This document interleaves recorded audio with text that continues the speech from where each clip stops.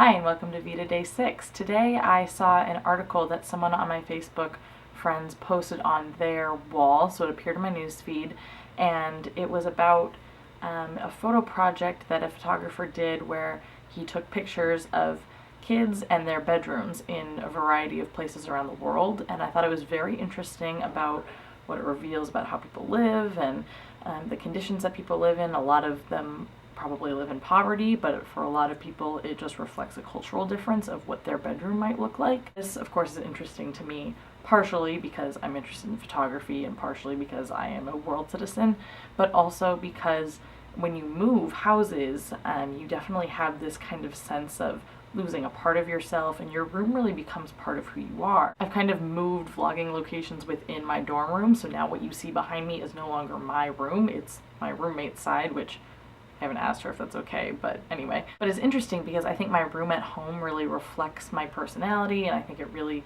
fits with my style, but also my room here does the same thing, but there are two very different styles.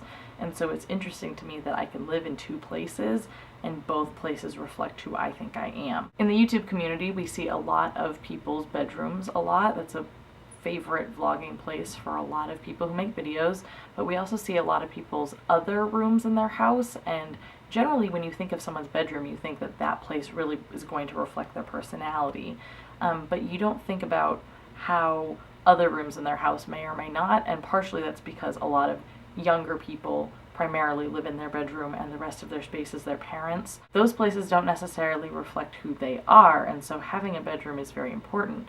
This project that I looked at, a lot of people said in the comments that this is a biased project, and I think people were really upset about the representations of this single American kid in it. It was this kid holding a gun, and he was from the South, and he had all this camo, and he had guns in his bedroom, and the people on this comment feed, I guess, thought that the photographer had this biased opinion of what America is or what it is in comparison to other places in the world. Some people were upset that the kids from other countries were portrayed as being poor or as living in kind of harsher conditions, which is both true, but also there are going to be rich places and poor places in every country.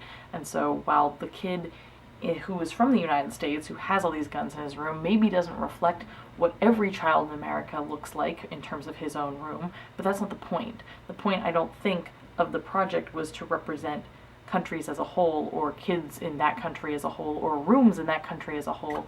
I think it was just kind of to show some of the different lifestyles that people have across the world. And in that way, I really like the project, but I do see how maybe for some people it's problematic. In making this, I want to ask people, especially if you vlog in your bedroom, but if you vlog wherever else, how you think your room reflects you. And that can be your childhood room, that can be your room now, that can be also other places in your house. If you feel like your kitchen more accurately represents you, why is that? I would be really interested to hear about it because I live in two places and both of those places are kind of my own, and it's interesting to me what it says about me and what it might say about you. I'll see you all tomorrow for VEDA Day 7.